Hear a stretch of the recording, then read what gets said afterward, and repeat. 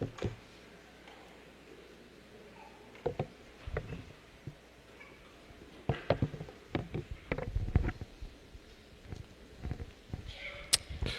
dia.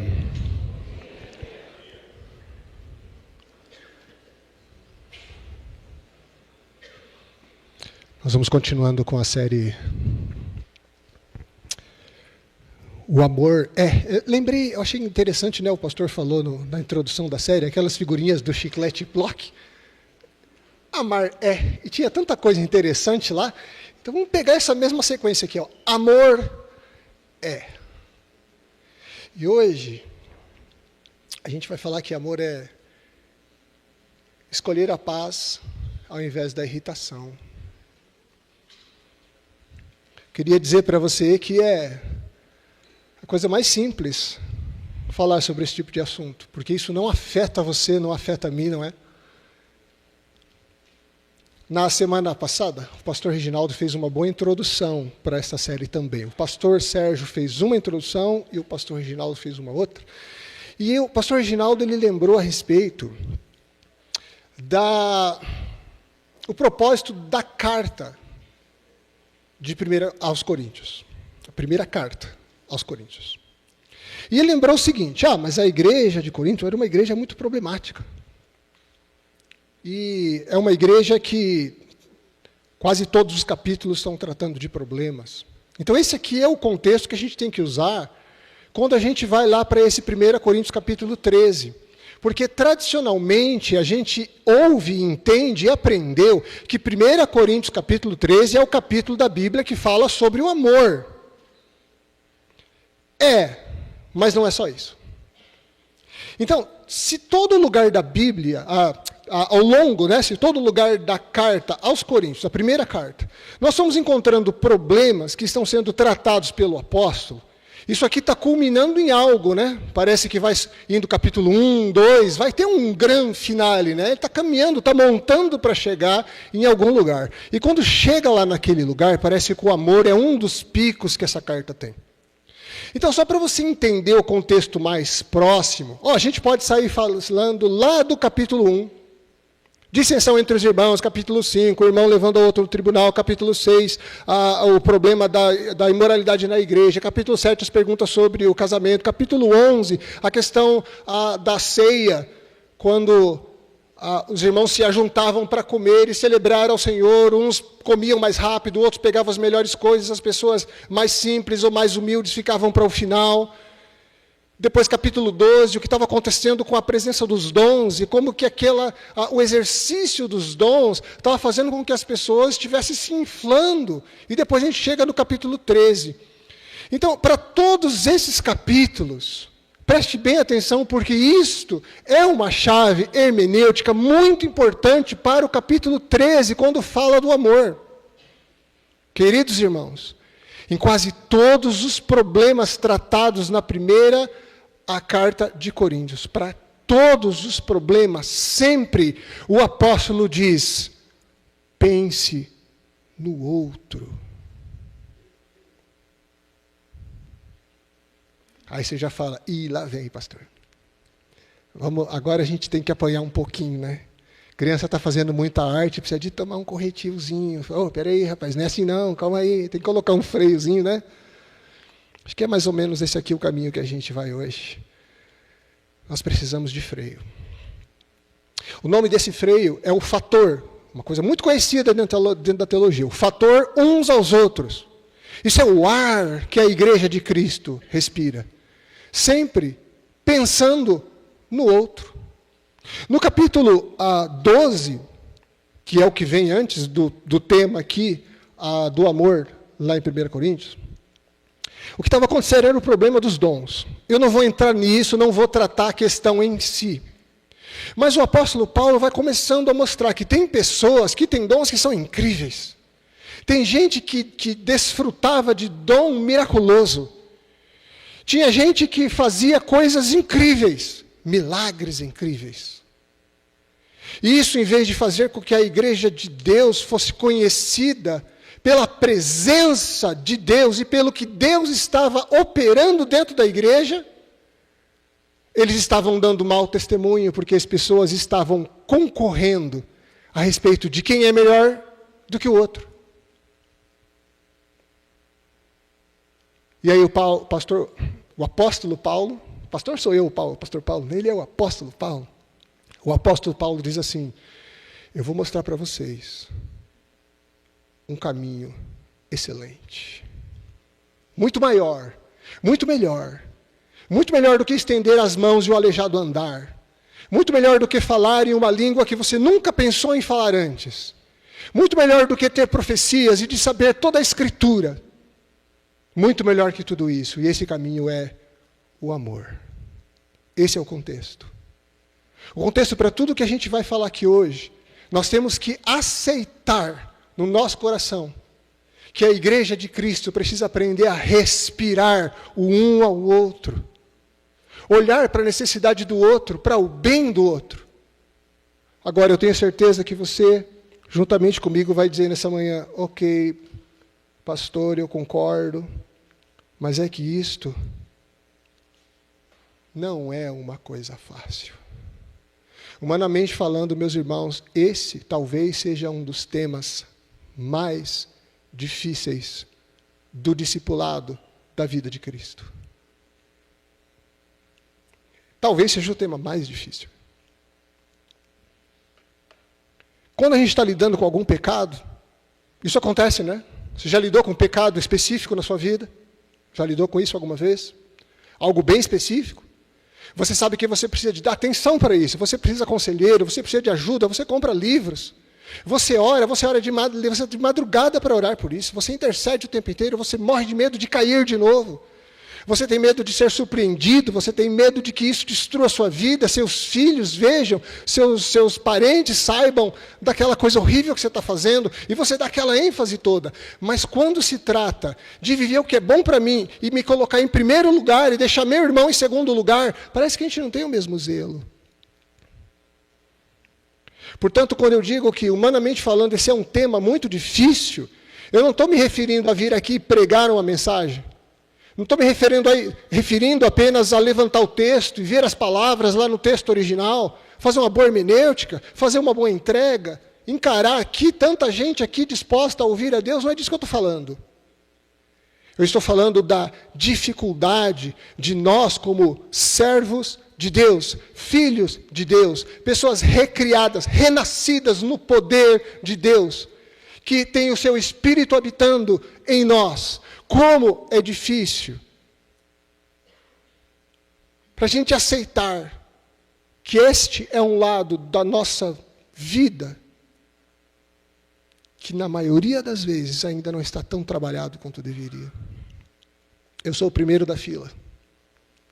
Talvez alguns de vocês já estejam dizendo: eu sou o segundo, eu sou o terceiro, mas acho que eu sou o primeiro, porque a responsabilidade é minha de entregar isso aqui. Naquele texto que nós vimos aqui, agora há pouco, o pastor Sérgio separou a parte B para eu falar.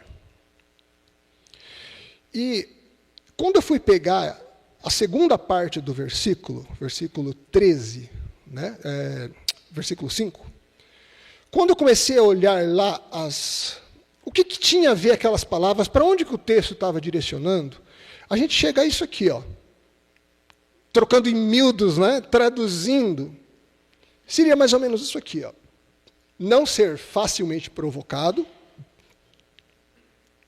e não acreditar o mal. Esse aqui é o tema, então.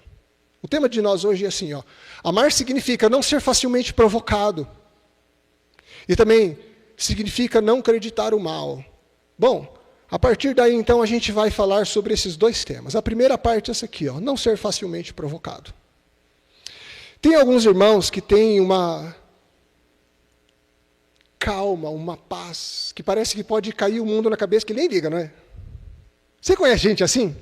Nossa, aquele irmão lá, você pode falar o que quiser, você faz o que quiser para ele está sempre calmo. Tá bom, vamos orar. Só que, normalmente, olha bem o que eu vou te dizer, isso pode ser uma característica muito mais ligada à genética, muito mais ligada à personalidade da pessoa, do que uma evolução espiritual. Portanto, agora eu vou refazer essa pergunta. Quem de nós aqui, que era uma pessoa estourada, uma pessoa que era sempre bateu, levou, comigo é assim, é de pronto, e que hoje diz, eu fui transformado.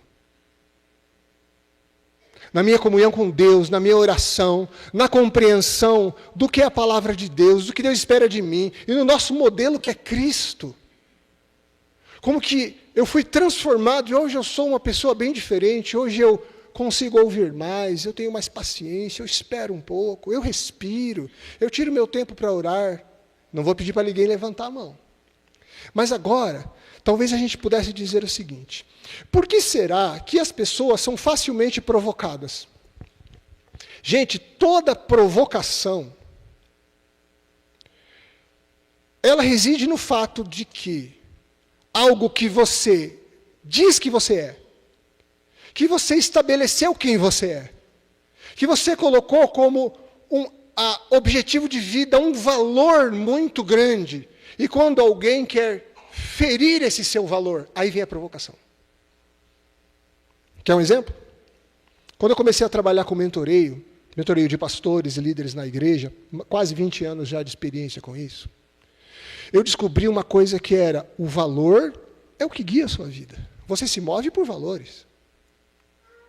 Então, quando alguns de nós que estão aqui valorizam muito a pontualidade, certo? Pontualidade é uma coisa ruim ou boa, gente? Alguém vai falar, não é bom não. Alguém se atreve? Não, pontualidade é uma coisa muito boa. Então, olha que valor legal. Um valor meu, da minha vida, eu sou pontual. Eu sempre chego na hora. Sabe onde entra o problema? O que nós fazemos para não perder a hora. Aí começa o nosso problema. O que pode haver de briga dentro de uma família, porque o sujeito que tem um alto valor como ser pontual, está vendo que ele vai perder a hora, porque o cônjuge, o filho, o vizinho, o trânsito, está atrapalhando ele de chegar na hora. Aí que começa o problema. Entendeu quando eu digo que o nosso problema é nós temos altos valores que foram estabelecidos na nossa vida e a gente vai começar a se sentir provocado quando esse nosso valor começa a ficar em perigo. Portanto, aqueles valores, eles refletem, veja bem isso, ó, os valores que a gente estabelece têm a missão de mostrar para o mundo quem eu sou. Você gosta de ser reconhecido como irresponsável? Levanta a mão aí. Ah, eu gosto, me chama de responsável, eu adoro. Ganhei meu dia. Tem alguém? Alguém que gosta de ser o atrasildo? Vamos embora, gente. Ah, não, fulano lá não chegou. E quando chegou, o atrasildo, ele fala, obrigado, eu sou atrasildo, adoro chegar atrasado. Você conhece, você gostaria de ser essa pessoa? Então, porque essas coisas que a gente está estabelecendo, está querendo mostrar para o mundo quão bom, quão importante, quão correto eu sou. É tudo como eu gostaria de ser conhecido. E agora nós vamos explorar esse texto aqui. Eu quero que você leia junto comigo. Vamos ler? Digo-lhes verdadeiramente que se o grão de trigo não cair na terra e não morrer, continuará ele só. Mas se morrer, dará muito fruto. Aquele que ama a sua vida, a perderá. Ao que sua vida, neste mundo, a conservará para a vida eterna. Aquele que me serve, precisa seguir-me. E onde eu estou, meu servo também estará. Aquele que me serve, meu Pai honrará.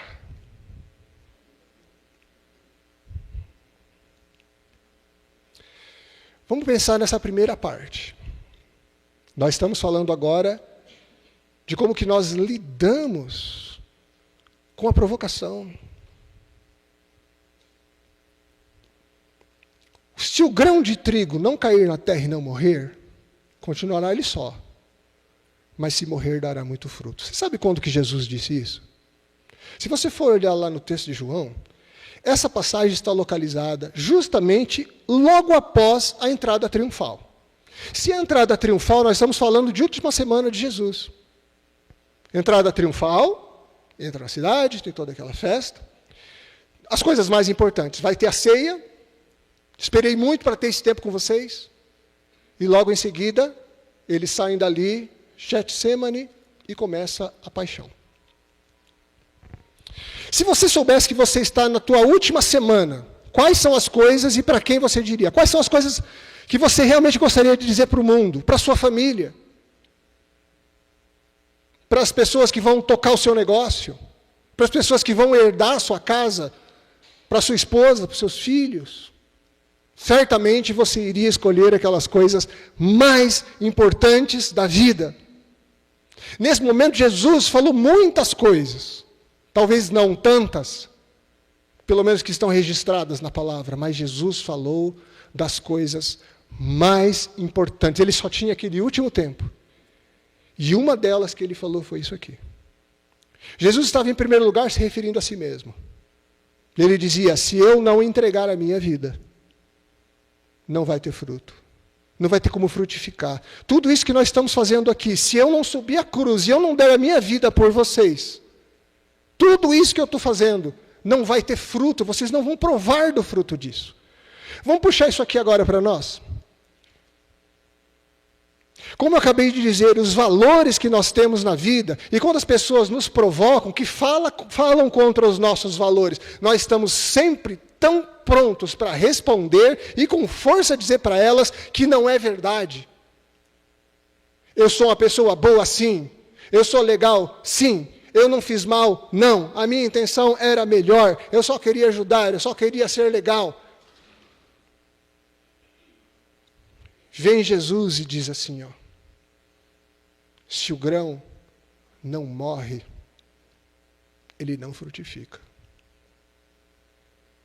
Talvez uma saída bem mais fácil para irritação, para conflitos, seja não estar tão disposto a provar essa tão impossível infalibilidade que nós às vezes queremos mostrar para as pessoas e para o mundo. Esse é só um primeiro ponto, vamos continuar, tem mais. Mas o Senhor Jesus também disse, aquele que ama a sua vida perderá, ao passo que aquele que odeia a sua vida neste mundo, a conservará para a vida eterna. Eu estava escutando, ontem ou antes de ontem, um teólogo não cristão, falando a respeito de como as pessoas amam a elas mesmas. E ele dizia, é impossível que alguém ame a si mesmo. Porque se a pessoa amasse totalmente a si mesma, e ele foi explicando uma série de consequências dentro da mesma cadeia de ideias. Eu estava falando para ele, eu fiquei pensando, você está maluco? Se tem uma coisa que todo ser humano faz e sabe fazer isso com maestria, é amar a si mesmo. Você sabe por que as pessoas cometem suicídio? Porque as pessoas entram em depressão. Porque as pessoas desistem de coisas preciosas para a vida. Porque elas não conseguem mais ser felizes naquilo que elas queriam.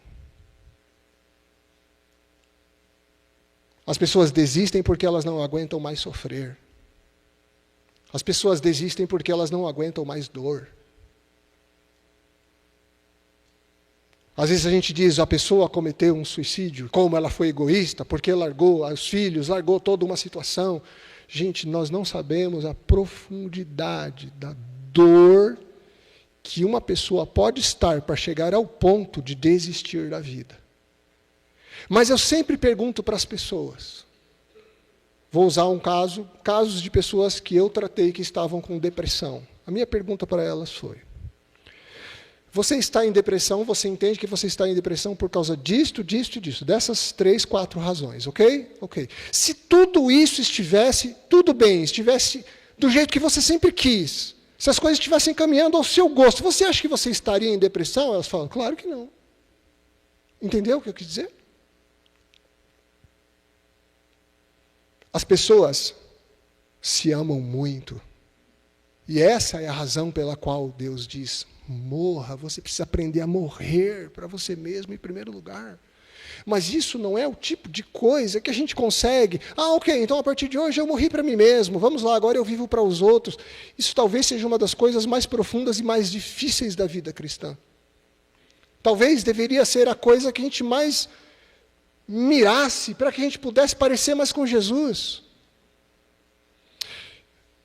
Você lembra, você não precisa abrir a Bíblia, mas você lembra do João 3,16, não se lembra? Pelo menos a grande maioria de nós. Então lá, João 3,16 vai dizer que Deus amou tanto o mundo que Ele deu o seu Filho para quem crê, não é? Deus amou, por causa disso Ele deu. Nós estamos falando de amor. Agora eu vou pedir para você, por favor, vá até a sua Bíblia, se tiver um pouquinho mais fácil para você. Tem alguns de vocês vai ter que abrir, tirar da bolsa, pegar o celular. Nós acabamos de falar de João 3,16. Agora eu queria que você olhasse 1 João 3,16. Faça esse exercício, por favor.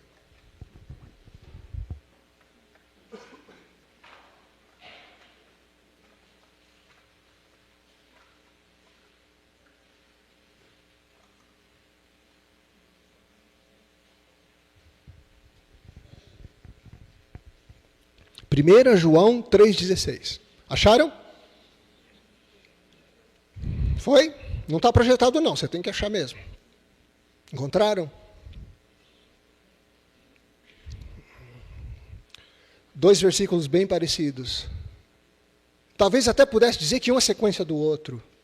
Mas como isso mexe internamente na nossa estrutura como ser humano, e especificamente daquelas pessoas que dizem que amam a Jesus, que caminham com Jesus e estão no discipulado de Jesus. Nisto, verdadeiramente é conhecido o amor em que Cristo deu a sua vida por nós. E, juntos, nós devemos dar a nossa vida pelos nossos irmãos. Eu vou perguntar amém, mas eu gostaria que antes você pensasse. Eu quero concordar com isso. Eu quero ser a semente que morre em favor do meu irmão. Eu quero abrir mão do meu direito de estar certo, daquilo que eu conquistei, da minha história, meu background, da minha experiência, tudo aquilo que eu consegui arrecadar nesse mundo inteiro, para dizer que eu sou o cara, eu estou disposto a abrir mão de tudo isso, para que um irmão simples possa estar naquele instante recebendo a honra, recebendo louvor por aquilo que ele fez. 1 João 3,16, eu quero dar a vida, a minha vida, pelo meu irmão. E agora eu pergunto para você, amém? Não é a questão da intensidade do amém que conta, é se realmente você consegue, nesse instante, sair um pouquinho de quem eu sou e olhar para o Evangelho e falar, meu Deus, onde é que eu estou com tudo isso? Ainda tem mais uma coisa aqui, ó. Quem me serve precisa seguir-me. É disso que a gente está falando. Se Deus amou o mundo e se deu, 1 João 3,16 diz que agora eu me dou pelos irmãos. É isso aqui, ó, aquele que me segue, que me serve, precisa me seguir. E onde eu estou, o meu servo também estará. Você quer estar com Deus ou não? Você quer ser imagem para o mundo ou não? Agora há pouco, lá na nossa classe da IBD, nós falamos. Nós já temos quase que 2/3 do mundo está em guerra hoje. As 2 maiores guerras que estão acontecendo no mundo hoje. A guerra da União Soviética e a guerra do Golfo. Pensa todos os países coaliados. Mais de 2/3. Quem vai vencer? Quem for mais forte? Quem tiver mais bomba para jogar? A resposta para o caos do mundo é os países mais poderosos obrigarem os países menores a fazer o que eles querem? Nós temos uma confissão cristã, evangélica, desesperadamente apaixonada por Jesus, o servo, o Deus que encarnou e morreu na cruz, se dando por aqueles que não mereciam. Amém, gente? Vamos mais um pouquinho? Agora tem a segunda parte do versículo. A segunda parte do versículo é, não acredita ao mal. Na versão que foi, inclusive, colocada aqui, e é que provavelmente tem na sua Bíblia, nesse momento você vai ter a não amargurar. E amargurar tem essa ideia de dar crédito para o mal. depositar o mal, guardar o mal. Eu sei que tem coisas, talvez, que se a gente perguntar hoje, alguns de nós vai dizer, não, eu perdoei aquilo, mas é que ainda dói. Eu sei que é possível a gente ter perdoado e ainda sofrer por coisas que aconteceram. Eu entendo isso. Mas a totalidade do perdão, a gente só vai encontrar a totalidade disso quando não doer mais. Isso é o nosso alvo. É a gente conseguir deixar o crédito do mal que foi feito para nós aos pés da cruz e deixar lá. Nos recusar a ir lá e pegar aquilo de volta e trazer para o centro de novo. Irmãos, eu sei como coisas tolas, como a gente anda dentro da nossa igreja, com os nossos irmãos, e tem gente que não nos olha nos olhos, não nos dá o bom dia, não estende a mão. Eu sei como isso dói. Todos nós sabemos, isso acontece acho que com todo mundo, não é? Todo mundo passa por essas coisas. Mas nós, para podermos mostrar a Jesus, para o nosso irmão que ainda tem esse tipo de atitude, nós não podemos jogar o jogo. Se eu cruzar 10 vezes, as 10 vezes eu vou levantar a cabeça e vou olhar no olho. E se tiver forma de fazer isso, eu vou estender a mão e vou desejar um bom dia e que Deus te abençoe. E com isso, a gente está evitando de fazer crédito do mal, de fazer poupança de mal, de ter o nosso baú que a gente fica guardando todo aquele mal que a gente sofre, que vem de todo lugar, e a gente fica ali mexendo naquele caldeirão de tristeza, de mágoa, de falta de coragem para os próximos dias. Jesus veio para dizer para nós, aquela ofensa que a gente sofreu quando era criança. Alguns de nós fomos abusados dentro de casa. Alguns de nós ouviram coisas do pai, da mãe, dos próprios irmãos que foram terríveis para a nossa vida. E as consequências, alguns de nós estão vivendo terrivelmente ainda hoje. Jesus vem para dizer, eu faço nova todas as coisas. E que o perdão consegue chegar em qualquer área, em qualquer lugar da vida. Queridos irmãos, eu não estou aqui para dizer que isso é fácil. E que uma coisa que marcou a nossa vida e que fez muito mal por tantos anos a vida, eu não estou dizendo que isso vai ser resolvido em uma conversa, em uma hora. Eu estou aqui para dizer que o evangelho que nós cremos é o evangelho que liberta, perdoa, transforma, renova e põe a imagem de Cristo para o mundo. Amém, gente? Mais um pouquinho. Vamos analisar esse texto aqui, ó. Vamos ler esse junto? Nós estamos agora falando em não represar o mal. Vamos terminar. Vamos ler junto? Para isso, vocês foram chamados. Pois também Cristo sofreu no lugar de vocês e deixou exemplo para que sigam os seus passos. Ele não cometeu pecado algum, nenhum engano foi encontrado na sua boca. Quando ele era insultado, não revidava. Quando sofria, não fazia ameaças, mas entregava-se àquele que julga com justiça. Te dói o coração quando você lê isso? Te aperta a garganta? Isso bota um espelho diante de mim. Será que você consegue ver o espelho diante de você, o Evangelho mostrando? Por que será que a gente tem tanto problema nessa vida? Como é importante a gente aprender e a gente trabalhar para morrer para nós mesmos. Isso é amor. Irmãos, a grande maioria de nós que está aqui hoje, considere isso, a grande maioria de nós que está aqui hoje, e você que está vendo pela internet, ou vai ver essa mensagem daqui a alguns anos, daqui a alguns dias. Nós aprendemos o que é o amor através das músicas, através dos filmes, das séries. Isso aqui é o amor de Deus. Isso diz respeito a como Deus ama. Desculpa por talvez estar sendo tão denso. Vou tentar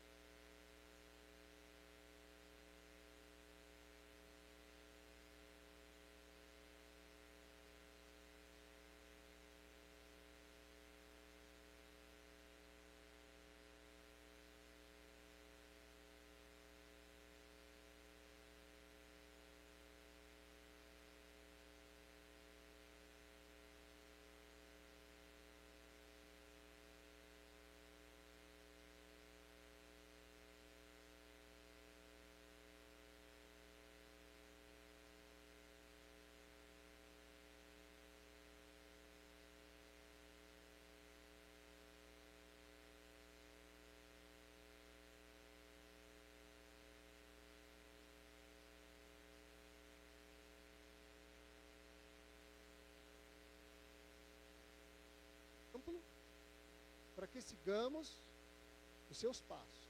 Voltou? Aí, obrigado, gente. Muito bem. Deixou o exemplo para que sigam os seus passos.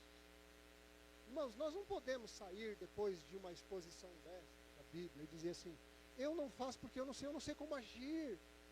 Quando uma pessoa vem, quando a pessoa parece que quer brigar, quando ela começa a falar coisa a meu respeito, quando tem alguma coisa estranha acontecendo, que leva a gente meio que ao desespero, e a gente quer reagir, a gente quer contra-atacar, a gente não sabe muito bem como agir. Agora a gente sabe. Ó. O contexto aqui de Pedro, aliás, desculpe, ali está a referência a 1 Pedro 1. Se você está acompanhando a sua Bíblia, 1 Pedro capítulo 2, 21 e 22, tá? Eu vi ali que a referência está errada.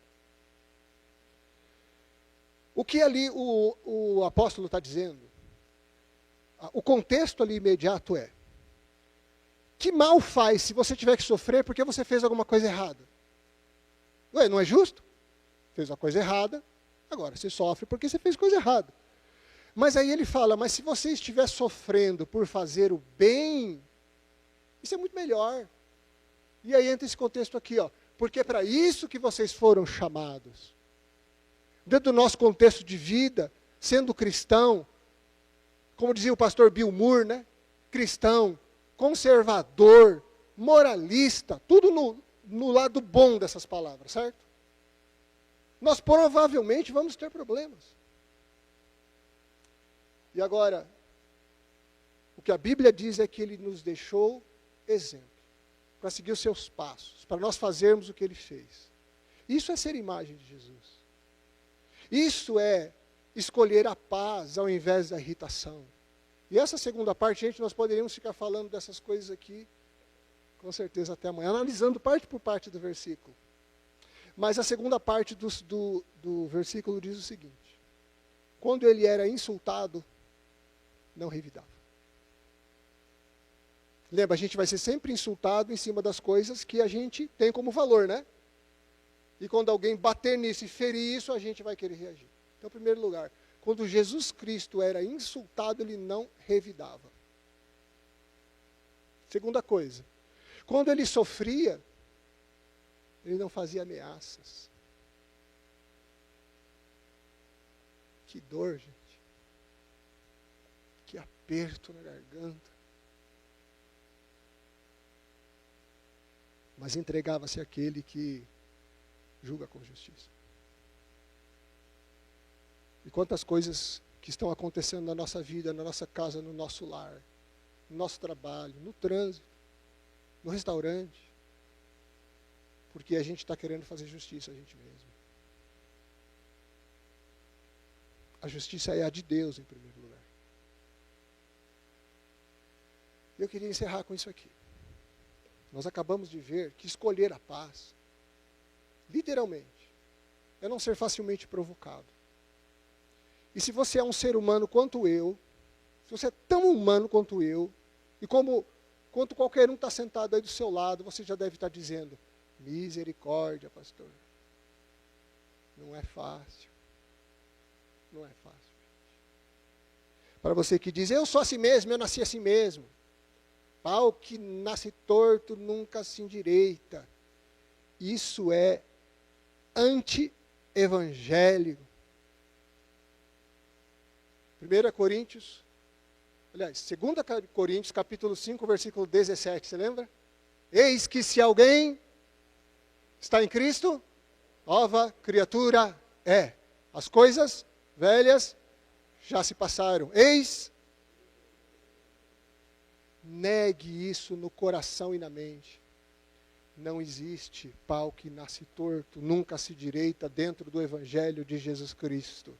Refute isso dentro do seu coração, na sua mente. Não aceita esse tipo de conversa. Isso foi plantado na nossa vida até dentro da música popular. Obra satânica. Eu sou assim mesmo, bateu, levou. Não, não, não. O que o Evangelho de Cristo faz? Bati?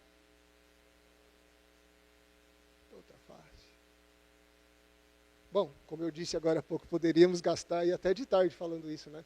Depois, por último lugar, não acreditar o mal. Eu queria só terminar com isso aqui. Ó. Escolher a paz. Irmãos, é uma escolha E na maioria das vezes a gente escolhe errado. Você concorda? São escolhas. A forma como a gente escolhe o que a gente quer fazer e como as coisas serão. Essa escolha, a palavra está pregada, não é sabedoria humana, basicamente a gente só olhou em textos bíblicos. Então essa escolha agora ela é devolvida para cada um de nós que está aqui. A escolha volta para as suas mãos. Eu desconfio que a gente precisa de orar muito, a gente precisa de se entregar muito, a gente precisa passar muito tempo com Deus para começar a aparecer mais com Ele. Mas eu queria fazer uma pergunta para você, para a gente poder terminar isso aqui. Minha pergunta é se a sua escolha é essa, então bem-vindo, chega aí, entrou para o time. Entrou para o time de pessoas que vão batalhar com Jesus pela fé e na oração, dizendo, Deus tem misericórdia de mim. Seja bem-vindo, estamos juntos. Eu já estou lá, então já abri a porta, o sofá já está limpinho, já tem cafezinho lá esperando, pode chegar, que muitos de nós já estamos lá, falando, meu Deus, tem misericórdia de mim. Se é a sua decisão de você chegar hoje, pode chegar. Mas eu não gostaria que a gente terminasse aqui sem antes perguntar para você, que talvez ainda nem deu o primeiro passo de conhecer a vida de Jesus, de saber o que foi que Jesus fez por nós e a maneira pela qual Deus está trabalhando na vida de pessoas que dizem que o amam.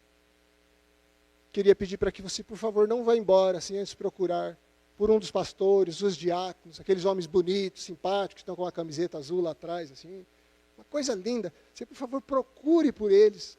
Tem um pouquinho ali de tempo só para que eles possam te explicar a respeito do que significa a fé em Jesus Cristo. E agora nós vamos adorar ao Senhor ainda com mais um cântico.